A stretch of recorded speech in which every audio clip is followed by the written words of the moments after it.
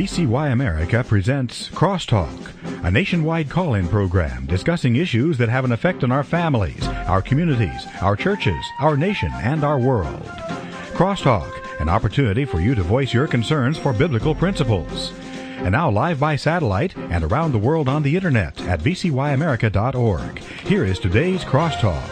And welcome to Crosstalk on VCY America. Well, we're pleased to have back with us on Crosstalk a guest who is well familiar with environmental issues. His name is Dr. E. Calvin Beisner. He is the spokesman for the Cornwall Alliance for the Stewardship of Creation. He is also an author and speaker on the application of the biblical worldview to economics, government, and environmental policy.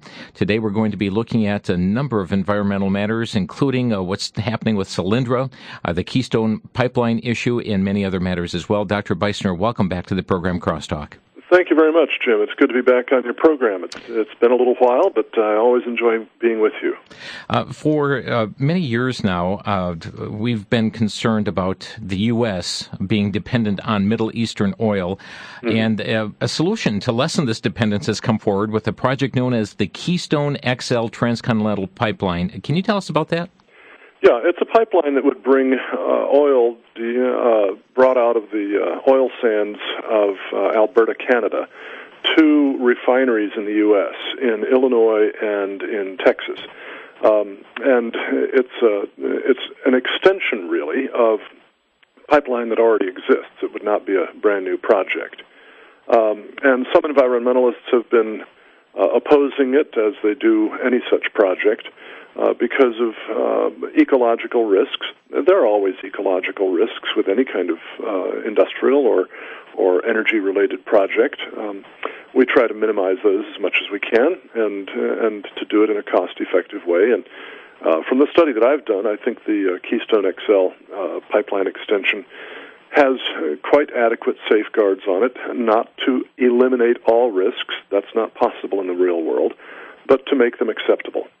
Well, when we talk about risk, I mean, every time a tanker goes down the highway with a tank full of oil, or whether it be a railroad car, I mean, we have risk there as well. That's correct. Isn't this even a safer method of transportation than by truck or train? Yes, it is. And, the opponents of the pipeline keep forgetting that it's always possible to back away from one risk right into another that's a bigger one. The United States is going to consume a given amount of oil. Our transportation system absolutely demands it. And that being the case, we'll get that oil to our transport system one way or another. As much of it as we can get by pipeline as possible is good, because the risk of spills, the risk of accidents, the risk of fires and so on, along pipelines is far, far smaller than the risk of such accidents in carting it by truck, by train, or by tanker ship around the coasts. Mm-hmm. So you greatly reduce the risks when you move oil by pipeline instead of by those other methods. Now, we understand, though, that this pipeline has been met with a significant delay. Can you shed light on why the delay, and do you believe is the delay justified? I don't think the delay is justified. First off, the presentation problem, which is not always the same thing as the real problem, but the presentation problem is that the current plan for the pipeline takes it through some ecologically sensitive areas of the sand hills of Nebraska, particularly in areas where some of the water table is a bit shallower than normal.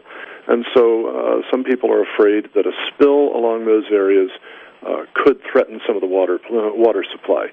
The risk, even in terms of their fears, is still very, very small. The company behind the project has already made modifications to the plans for how to build in extra safety precautions in those areas, and I basically think that they're pretty adequate.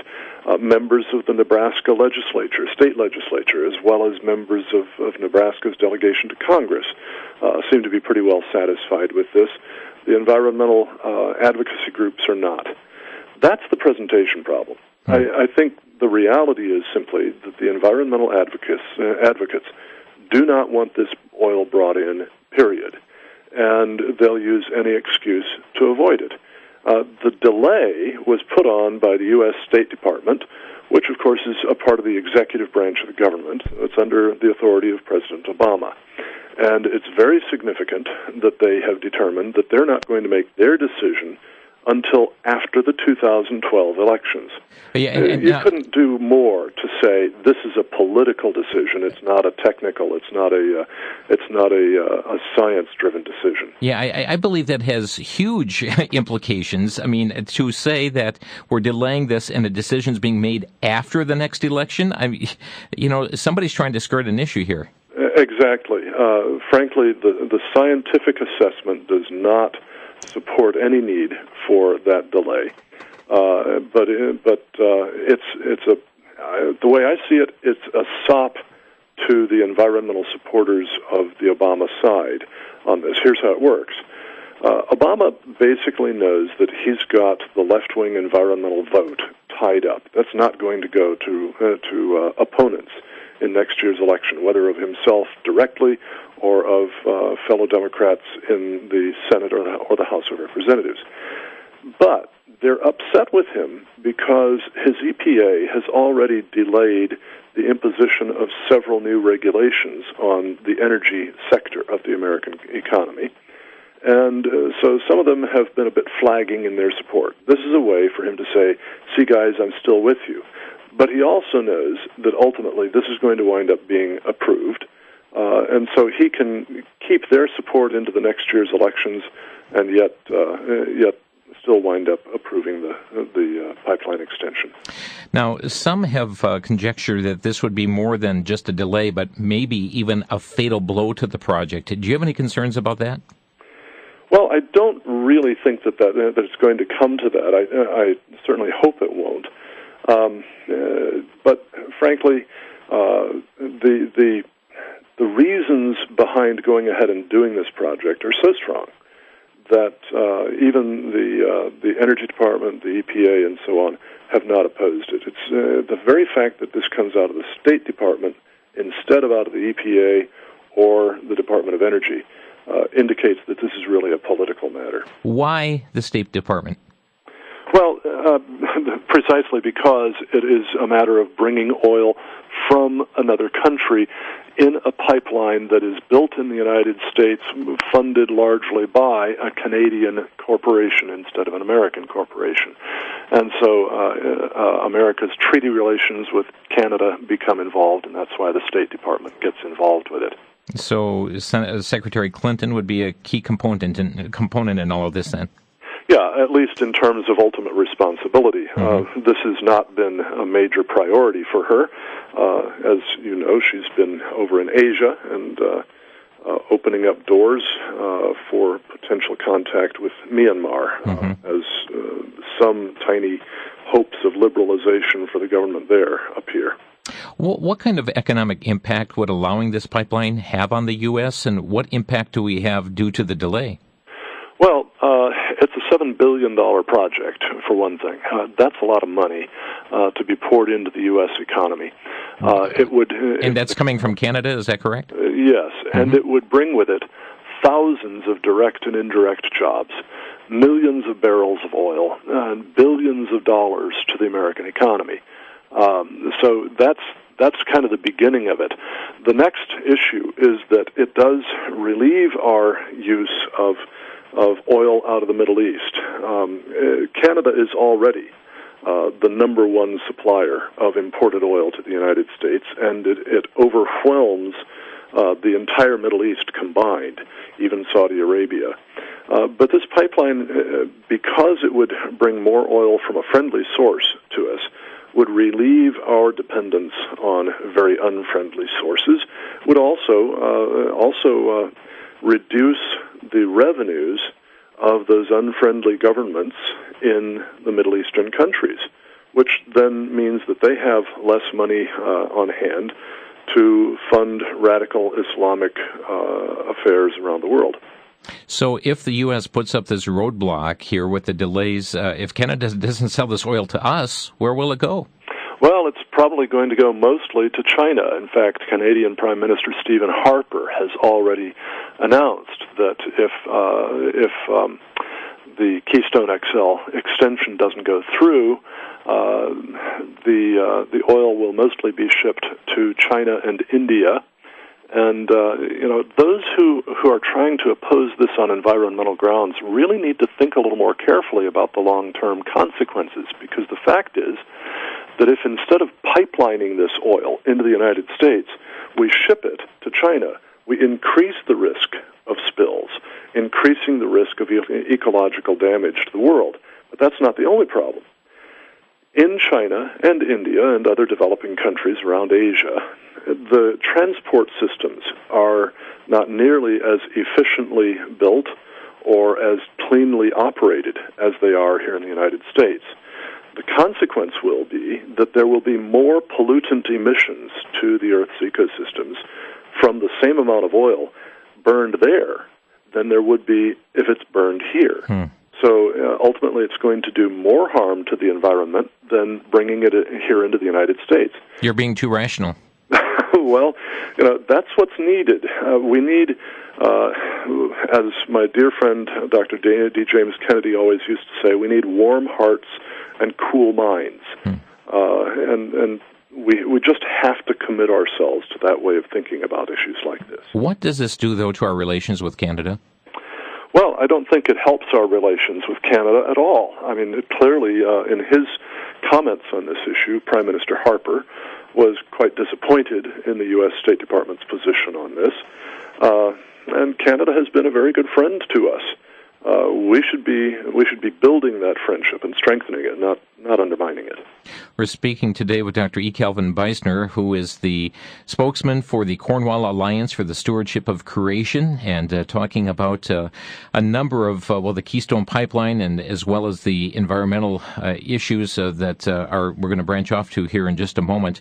But folks, since this is being held up at the State Department, since it's being held up by the White House and this administration, I just want to provide some phone numbers for you here as a point of contact as well. The Secretary of State's office, Hillary Clinton, the number is 202-647-5291, and certainly there is nothing wrong with encouragement to please proceed forward with the Keystone XL pipeline project, 202-647-5291. The White House has a couple of numbers as well at 202-456-1111. That's 202-456-1111 or 202-456-1414. That's 202-456-1414, where you can share your comments pertaining to these issues.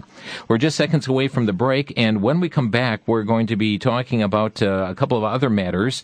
The push for E15 fuel, increasing the amount of ethanol in fuel. We're going to be talking about as well the Solyndra issue, and we're going to be taking a look at the global climate change conferences taking place here this fall. You're listening to Crosstalk on VCY America. We'll be right back.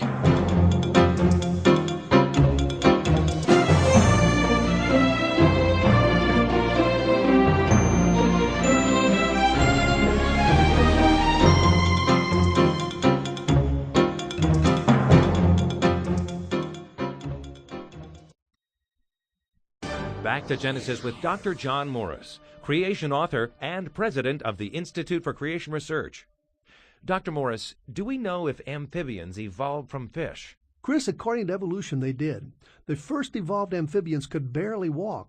Obviously, they had just had fins at the start, and now their legs probably took millions of years to evolve into something strong enough to carry them. But a recent research project has shown that even the fossil amphibians they had thought to be the earliest were well designed. They were able to walk around on land very well and could run just as fast as modern amphibians do. Now, Chris, why should this surprise us? God designed amphibians just like He designed fish and mammals. They were fully functional right at the start with nothing primitive about them. And Chris, that's the way it is when you go back to Genesis. Thanks, Dr. John. For more on the relevance of creation, visit us on the web at www.icr.org.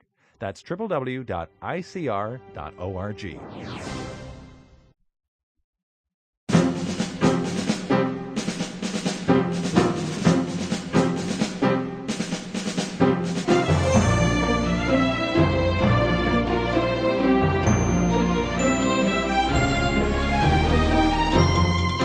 You're listening to Crosstalk on VCY America. We're talking about the Keystone XL Transcontinental Pipeline as well as other environmental issues today with Dr. E. Calvin Beisner from the Cornwall Alliance for the Stewardship of Creation. Dr. Beisner, give us a sense as to the magnitude of this pipeline. I mean, we have this picture of perhaps looking underneath our kitchen sink and seeing pipes all over the place. How massive is this thing going to be that's proposed? Well, compared with the pipes under our kitchen sinks, it's an immense, massive project. Yeah. These pipes, in most places, a man could stand up straight inside the pipe. But, people will see a map of just simply the Keystone pipeline itself, the proposed extension to it, and think, my goodness, that's enormous. It's going to go all the way from the Canadian border down to Texas. Part of it's going to go across into Illinois. That seems huge. We need to get a little bit of perspective. You mentioned a bit ago that I was taking a pretty rational approach to this. I think that is important for us to do. Mm-hmm. Well, we can put this in perspective if we recognize that this extension would add only just a little bit over 1% to the total length of petroleum pipelines already operating. I want you to repeat that because that is a significant figure we're not hearing. Yeah, this extension would add just over 1% to the total length of petroleum pipelines operating in the United States. In other words, it's a very, very small change in our complete pipeline system, but it would bring an enormous amount of oil to our refineries, helping to drive down energy prices for transportation in the United States, which would help everybody, but especially it would help the poor. And, this kind of a rational analysis is, I think, sadly lacking in an awful lot of the environmental movement. Dr. Vishal Mangalwadi, an Indian Christian philosopher and apologist, good friend of mine, did a wonderful lecture for the series of videos that we produce at Cornwall Alliance called Resisting the Green Dragon. Mm-hmm. Vishal talked about what we call logos versus mysticism, environmentalism's flight from reason. And he just points out that frankly, a lot of the environmental movement is now rooted in an Eastern metaphysical foundation, worldview, that doesn't lend itself to rational analysis, to careful cost-benefit analysis driven by good science and good economics. And the result, of course, is that then, people wind up embracing policies for good motives, but that have very, very harmful consequences. So it's just important to understand that these matters of disagreement don't just sit on the surface. They're rooted way down deep in worldview and theology and ethics, which is what we try to address in the Resisting the Green Dragon video series. Now, before we go on to the next issue, tell us about the websites that are available for our listeners to visit. Yeah, the place to go for that video series is resistingthegreendragon.com. It's a 13-part series. It has a half-hour documentary and then 12 lectures by 9 evangelical scholars, theologians, scientists, economists, and pro-life leader and others, just exposing the anti-Christian worldview, theology, and ethics of the environmental movement, the poverty of its science and its economics, and how it constitutes both a spiritual threat and a material threat to our churches, our families, and our societies. So again, that's resistingthegreendragon.com. And also for Cornwall Alliance? For Cornwall, people just go to cornwallalliance.org. Okay. Cornwallalliance.org. Well, on a somewhat related issue here, the administrator of the EPA, Lisa Jackson, has been pushing for E15 fuel, pushing for a greater percentage of ethanol in gasoline. Congressman Sensenbrenner here just this week, leading a bipartisan group of 33 House members, sent a letter to the EPA asking them to delay registration of E15 until adequate testing is conducted to show this is not going to damage engines or to lead to misfueling and misfiring. But it appears the EPA is kind of turning a deaf ear to this, mounting evidence against E15 fuel. Any thoughts on this? Well, first of all, we already do know that ethanol tends to bring damage to the internal parts of engines more rapidly than does gasoline. We don't need additional study on that. But I think what we see here is, frankly, the impact of very powerful agriculture lobbies on the administration, because they know that American policy regarding ethanol production is very important to the agricultural community. And frankly, it's not that I would want to see American farmers harmed economically, but ethanol simply is not a fuel that can compete on a level playing field with other transportation fuels. It doesn't give as many miles per gallon of energy. It wears out engines faster. It's much more expensive to produce, which is why it needs subsidies and mandates and a tariff to protect the industry. And meanwhile, the really sad thing from my perspective as a theologian who's committed to the biblical teaching that we need to defend the poor is that the impact of our diverting this year more than 50% of our corn cropland from producing corn for human consumption or for livestock consumption, which eventually is consumed by humans as well, is that when we divert that cropland from corn, we cause a reduction in the supply of grain to the world grain market. And Dr. Inder Gotlani, who is an environmental and resource economist, very, very respected scholar in this, published a study early this year in the Journal of the American Physicians and Surgeons, in which he gave the conclusions of his research into the impact of this on the poor in the developing world. And what he concluded is that America's subsidies, mandates, and tariffs to support ethanol production raise the price of grain around the world so much that they cause an extra 192,000 premature deaths every year in developing countries. Now, I just don't think that is conscionable, and I believe that the subsidies, the mandates, and the tariffs just simply need to be abolished. And if ethanol can compete with petroleum as a transportation fuel on a level playing field, sure, let it do so. Yeah, but the subsidies and tariffs and everything else shows that the playing field is not level. Right. In your opinion, Dr. Beisner, is the EPA going just too far in their imposition of regulations? Oh, my goodness, yes. It has a whole raft of new regulations coming down the line. Many of them sped up. There were plans for the announcement of new regulations in 2013, 2014, 2015. But on many of these, especially affecting America's power industry, the EPA has pushed up the target dates for those quite rapidly. And this is before adequate study has been done of the costs and the benefits associated with them. One example would be that EPA wants to impose new restrictions on mercury emissions from power plants. And in fact, one evangelical... I'm sorry, I got to break in and laugh, because aren't they just giving us all the mercury through these new light bulbs, the CFL bulbs? Well, yes, they are. And in fact, the likelihood of exposure to a harmful level of mercury because of the breakage of compact fluorescent lamps is much greater than the likelihood of exposure to harmful levels of mercury through emissions from coal-fired power plants. This is one of the irrational things that come up in the environmental movement so often. And yet, really, underneath, you can see what makes these consistent.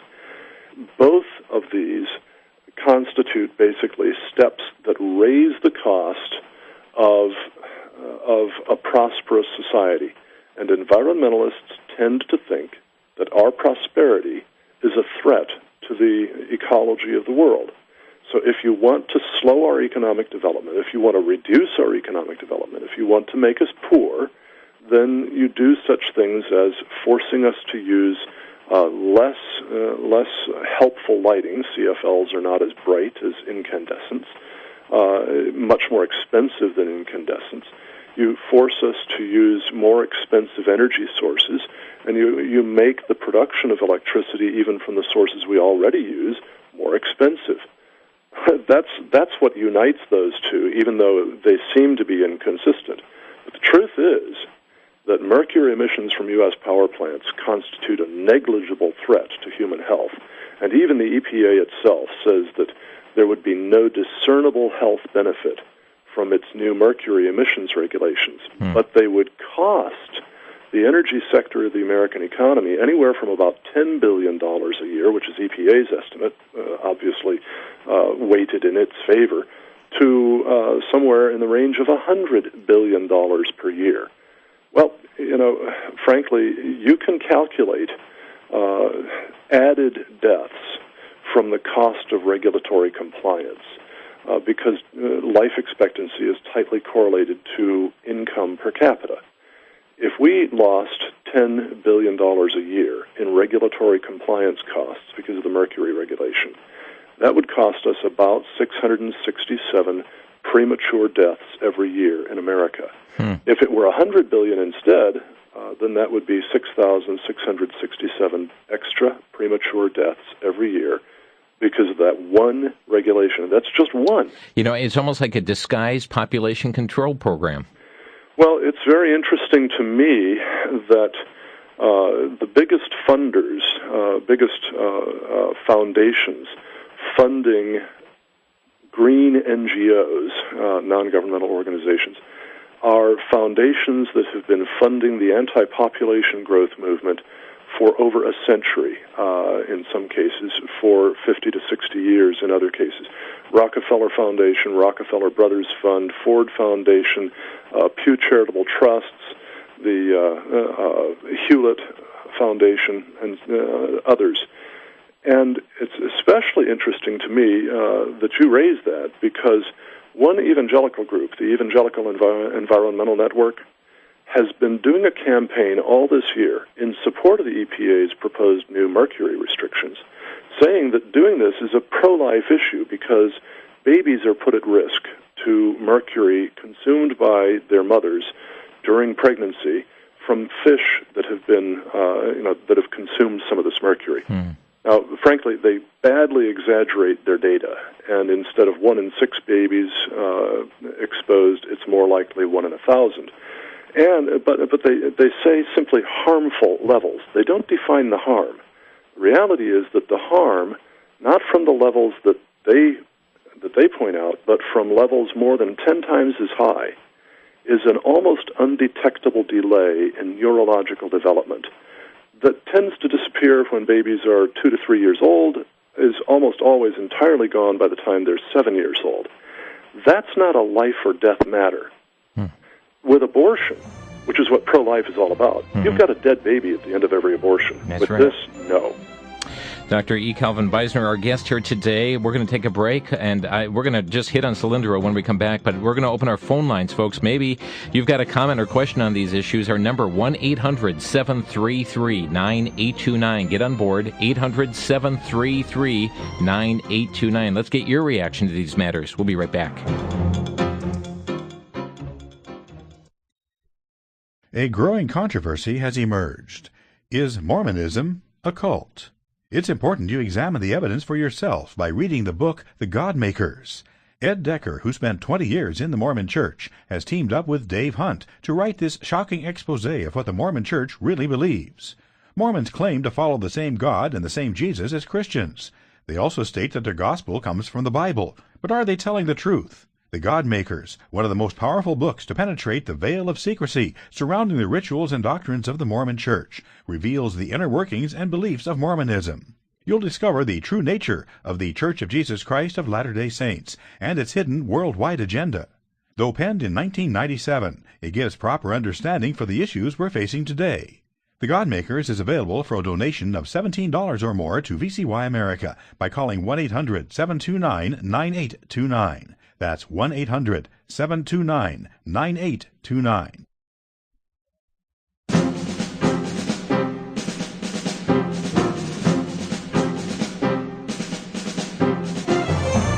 Well, the further we get into discussion, the further there is more to discuss. And folks, you can get a lot more information on these issues checking out the websites resistingthegreendragon.com.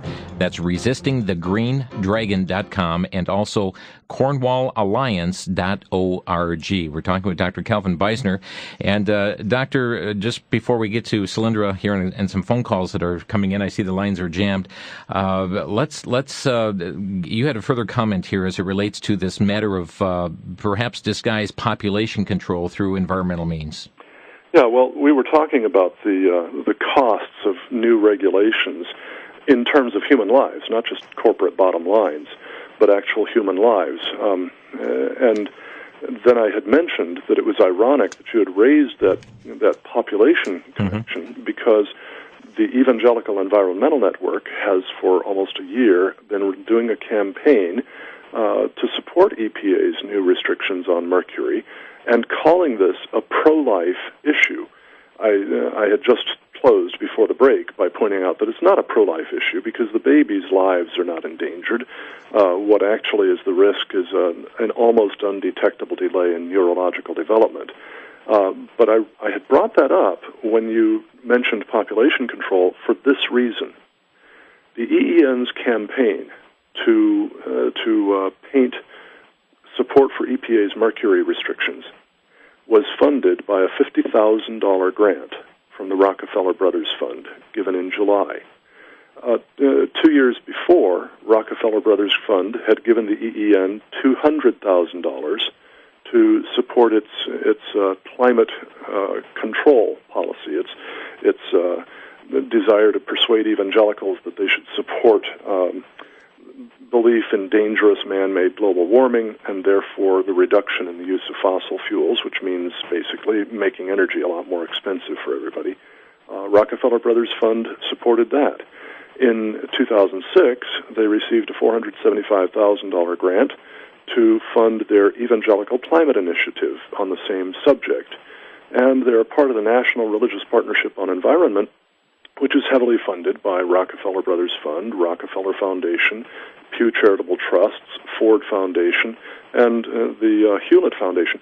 All of these are heavy supporters of population control around the world, and particularly of population control in part through access to legal abortion all around the world. So here we've got a group of evangelicals who are being funded by pro-abortion, pro-population control foundations for their policies. So the bottom line is there a connection? It doesn't take too much to connect the dots. No, it doesn't. I mean, these foundations, they don't give money just willy-nilly. They give it to support the agendas that they have, and population control is a very important one, and they see the EEN's positions on climate and on mercury as fitting in with their desire to make energy consumption fall in the Western world so that our economies are restricted, so that our populations will shrink. Lines are packed, but we promised our listeners just to touch base here on the Solyndra issue. We won't spend much time here, but many of us just really across the nation, Doctor, are outraged at this loan that was given to Solyndra, a company that was given a $528 million loan from the taxpayers, now gone belly up. Yesterday, the Energy Secretary, Stephen Chu, testified before a House committee stating he doesn't think taxpayers will recover much of this loan due to this bankrupt solar firm. He called it extremely unfortunate. That's his words. Your comment on this debacle? Well, it is extremely unfortunate. It was also extremely predictable, and people within Chu's own department had, in fact, predicted it. As much as 2 years before Solyndra filed bankruptcy in September of this year, analysts within the DOE had warned Chu that Solyndra was almost surely going to go bankrupt within 2 years. And then Chu actually cooperated with the venture capitalists, the hedge fund operators behind Solyndra, to subordinate the Department of Energy, and that is the American taxpayers who fund it, to subordinate the Department of Energy to the hedge fund in the case that Solyndra would go bankrupt. That is, the hedge fund will get paid off out of Solyndra's assets before American taxpayers do. Well, Solyndra's assets aren't enough to pay off the hedge fund. Therefore, there will be nothing coming back to American taxpayers.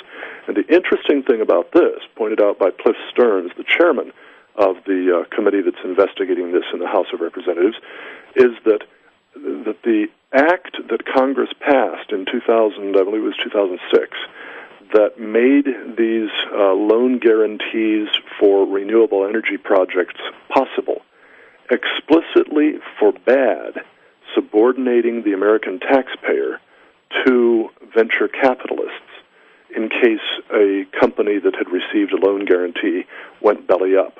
So the subordination was illegal. It was a criminal act. We're just seeing one instance after another. Mm-hmm. Solyndra is only one of several different solar companies that have already collapsed despite huge subsidies, and more are going to be doing so. And this is what happens when government tries to pick winners and losers in the economy. We don't need government to pick winners and losers. The economy itself does so by rewarding those who bring products at a competitive price to consumers who want those products. And when government subsidizes something, that all by itself is a clear sign that what is subsidized is not economically competitive, and therefore it's not a sustainable project. It will go belly up sometime. Let's get to the phone lines. We have Ty calling from Wisconsin. You're on the air, Ty. Hi, yeah, thanks, Jim. Dr. Beisner, I want to go back to the Keystone pipeline. You mentioned that it's only 1% of the pipelines that we already have in. Yes. Why is it that the EPA, they're so hypocritical? Why isn't it they aren't complaining about, like Jim mentioned, the trucks and the rail cars that deliver oil and petroleum products and the existing oil lines already? Why aren't they trying to shut those down? Why are they getting away with this hypocrisy? And the second question is, how can we shut down the EPA or minimize them? Well, first of all, why aren't they attacking the pipelines that are already in existence, or the trucking, or the shipping, or the delivery by rail, whereas they are attacking the extension of Keystone XL? It's very simple. It's much more difficult to get rid of something that already exists than to prevent something new from coming into existence. So EPA is just simply choosing an easy target in this regard. And I guess that actually bleeds over into the answer to your second question. What can we do to get, to bring the EPA under control, or even to abolish it? I happen to think that the EPA should be abolished. That's not to say that we don't need regulations to ensure that companies operate in an ecologically safe way. But the EPA has shown itself increasingly over the last 20 years to be acting independently of congressional oversight, often overstepping the bounds of the enabling legislation that it claims justifies its actions. And right now, the administrator of the EPA, Lisa Jackson, is clearly going way beyond congressional intent with regard to the Clean Air Act and to the Clean Water Act and various other acts that undergird the EPA's functionality. So I think it needs to be brought under reins, and there are some motions going on in Congress to try to do that. It's difficult to see how far those can go, granted that President Obama can always veto anything that passes the House, and the Senate is still controlled by Harry Reid and others of his persuasion. So we'll just have to wait and see. Thank you, Ty. We're going next to Colorado Springs. Colorado. Michael, you're on the air. Yeah, first an observation, then a question. I have noticed a relationship between the supporters of the PBS TV programs and the people that you said support the environmental stuff. Oh, yes, yes. Yeah. The question is there a map on that I can look at to see the exact route of the pipeline? Yeah, in fact, you can go to cornwallalliance.org, and if you want to add a /newsletter at the end of that URL, that'll take you directly to our newsletter archives. And this past week's newsletter that we put out has a chart, map of the Keystone XL pipeline route. Okay. Another question. Wait, actually, let me just make real sure that is the case, because I was looking at a map just a moment ago, and I just realized, no. Yeah, right, the map is right there in the very first item in Wednesday's newsletter. Is there any danger that any of the lands owned by the Indians are going to be preempted by this pipeline? I don't recall whether any of the pipeline does go over Indian reservations. I would assume that probably some of the pipeline does. That would actually be economically good for the tribes, because they would receive royalties for the oil that goes through their lands, and the ecological risk there is very, very slight. Thank you for the call. Appreciate it. Yes, go to cornwallalliance.org/newsletter, and you'll find it there, the very first article, Keystone Delay, Sacrificing Economy to Politics. You'll find the map right there. Let's go next to Nebraska. Bev, you're on the air. Hello. Thank you for taking my call. And I've been listening to your discussion, and I do appreciate your thought that the EPA should be abolished. But in this particular area, what we're talking about with the XL pipeline, you're talking about the route that they wanted to go through is a very unique and fragile ecosystem. I'm no wacko environmentalist. I'm just a person who's understood and lived with this for years. What is fragile there, Bev? Well, in the spring, very, very often, the water table is on the surface of the ground, and you're talking about going through that. And what you need to understand is the landowners here, we're not saying don't build the pipeline. Like you said, there is one down near Omaha that is through a completely different area, and, it went through with no problem. This problem is a very, very different situation, and all they were asking is that it be rerouted to an area where, if it has to go above the aquifer, at least it goes far enough that it is going to be in an area where, and part of the problem, too, is there is an earthquake fault line that runs through that same area, and periodically, there are enough of tremors that go through that it could affect this. But more than that, like I say, the thing that I don't understand, that from the very beginning, that they did not suggest, and still don't understand, what about building new refineries in the area where they could come from Canada into, say, North Dakota, where they're already doing all kinds of drilling and producing up there, okay, and set up a refinery. Okay, thank you, Bev. We're going to take a break, and we'll have Dr. Beisner respond to that here after the break. You're listening to Crosstalk on VCY America. Stay with us. We'll be right back.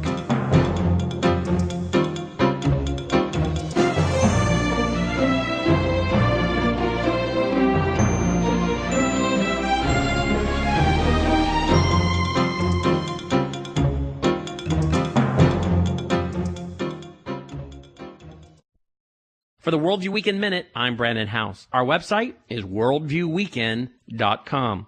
Recently on our radio program, I was talking with Dr. Jimmy DeYoung about the importance of starting with the Bible, and he agreed. He said, absolutely, Brandon, we don't start with the newspaper or the nightly news, we start with the Bible. Then as we read the newspaper, watch the nightly news, we can say, hey, wait a minute, doesn't that fit right with what the Scripture says is going to happen? You see, we have a sure word of prophecy. In fact, we are told that these things must happen for Scripture to be fulfilled. One of the things we're watching now is as Syria, Egypt, and Libya have all had rebellions in their nation, are throwing off their old leaders and going to even more radical leaders, perhaps even backed by Muslim Brotherhood. The Bible speaks of Syria, Egypt, and Libya coming against Israel. I believe we're watching end-time events unfold, not because I started with the newspaper, but because I started with the Bible. For more information on this topic, our website, worldviewweekend.com.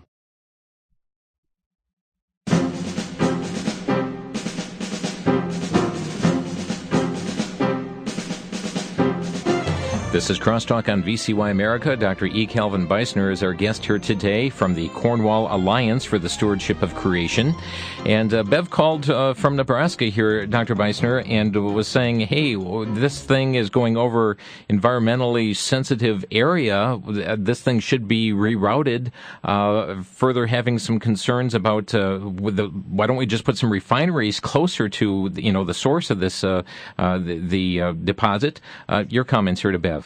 Yeah, her comments were very sensible, and indeed there is a small portion of the planned route that goes through an especially ecologically sensitive place. The company that planned it has already figured out a different route that can be taken there, but it's really irrelevant to the 1 year delay, at least a year delay until after the 2012 elections, announced by the State Department, because this project could be approved contingent on a slight rerouting to protect that one small area where the water table does come so high. It could be approved that way today. So that really is irrelevant to the delay. She also asked about, why not build more refineries closer to the source of the oil so that we don't have to pipe the oil so far.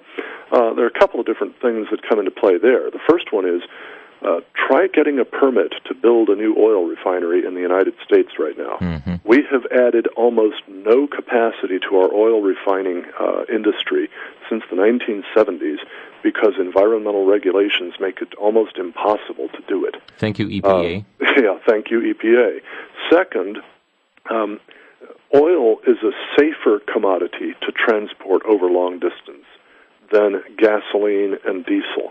They are much more explosive and much more dangerous to transport. So if we pipe the oil to refineries where the refineries already are, that minimizes the distance over which we have to take highly volatile, refined petroleum products. So in essence, the areas where the oil is coming from are extremely low population density. That's not where you need the refined products. You need the refined products in areas of higher population density. Our next caller is from Danville, Kentucky. Terry, thank you for your patience. You're on the air. And thank you for having your guest on. He may be familiar with Dr. Grady McMurtry of yes, Creation Worldview Ministries, who's been a mentor to me and has made me understand that everything really does spring from the teaching of evolution, including what Grady calls the environmental terrorists. Yes. Having said that, does the Cornwall Alliance have any program in place to help ministers of education format this kind of information for their congregations? Oh, absolutely. Evangelicals are being so easily misled, and he will hold us accountable for this. I almost feel like I should send you a check for asking me the question, because it gives me the perfect opportunity to tell again about Resisting the Green Dragon, the DVD series that we put out. 4 DVDs have 13 segments, a half-hour documentary plus 12 lectures. Each of those lectures runs a little bit less than half an hour. And then we have a printable discussion guide on the first DVD that has questions, discussion questions, it has quotations, and it has resources listed for further study. In essence, you have an entire Sunday school curriculum, 13 sessions makes a Sunday school quarter, in a box. So at resistingthegreendragon.com, you can see more information about that. You can order it, use it for your education ministry at your church. It's got lectures on the environmental worldview, its theology, its ethics, its science, its economics, the threats that it constitutes to our churches, to our families, to our economy, and even to our freedom itself. So all of that is in Resisting the Green Dragon. There is a book that accompanies it that doesn't duplicate it by any means. It's a completely independent product, but it's also titled Resisting the Green Dragon, Dominion, Not Death, by the physicist James Wunless, who really looks even more deeply into the religious roots of the environmental movement. Thank you, Terry. Thank you. And we're going to pick up one final call here from Madison, Wisconsin. Roy, you're on the air. Hi, I want to go back to the XL pipeline, and I thought your points on it were good, but two of your points seem contradictory to me, and I wonder if I missed something. You said on the one hand that if the U.S. doesn't build this pipeline, it's not like we'll just use that much less oil. We'll just get the oil from somewhere else. And that would be bad because the method of transporting it would be more likely to cause a spill, and that seems like a good point to me. But then on the other hand, you said if we don't build this pipeline, the oil will probably go to a place like China, and the way they would use it would pollute more, and of course that would be bad. But it seems to me that if we do build the pipeline so China doesn't get this oil, they won't use any less oil. They'll just get it from somewhere else, and so their pollution level will be just the same, won't it? I mean, I don't see how building this pipeline or not will affect how much China pollutes the atmosphere, but they'll still get the same amount of oil that they need. They'll just get it from somewhere else. Thank you for that, Roy. And Dr. Beisner, we have about 90 seconds. Roy, thank you. You pointed out what I think is a real inconsistency in my answers. I hadn't thought that through quite as far as you just did. I appreciate the correction. The fact is that if we do not buy the oil, it will be sold, and it'll be shipped overseas, and then it will be trucked or trained, and so the ultimate environmental risk will be greater. The total consumption of oil in the world, whether in China or here in the United States or elsewhere, will probably stay about the same, regardless whether the pipeline is built, but it'll cause more environmental harm if it's burned in China and so on than if it's burned here. So thank you, Roy. Appreciate your pointing out the inconsistency in my own answers. Thank you, Roy, for your call here today. So much more that we could talk about. I know there's some global climate change conferences going on and so on, but if people want to stay informed, you do have a newsletter there at yes. Cornwall Alliance, correct? Right. It is free. If they just go to cornwallalliance.org, they'll see on the home page there a spot where they can subscribe to our newsletter by just putting their email address in the subscription field and clicking subscribe. Okay, that's cornwallalliance.org. Well, Dr. Beisner, we appreciate your being with us today. Jim, thanks very much. Enjoyed the opportunity. And folks, just a reminder to contact Secretary of State Hillary Clinton's office pertaining to this pipeline, 202-647-5291, 647-5291, and the White House at 456-1414. Thanks for joining us today on Crosstalk.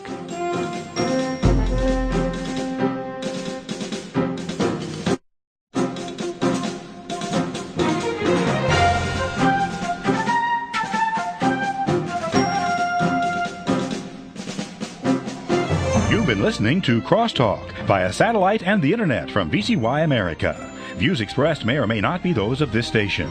For a CD of today's program, send a donation of $6 or more to VCY Take Ministry, 3434 West Kilbourne Avenue, Milwaukee, Wisconsin, 53208, or download by RSS or podcast from crosstalkamerica.com.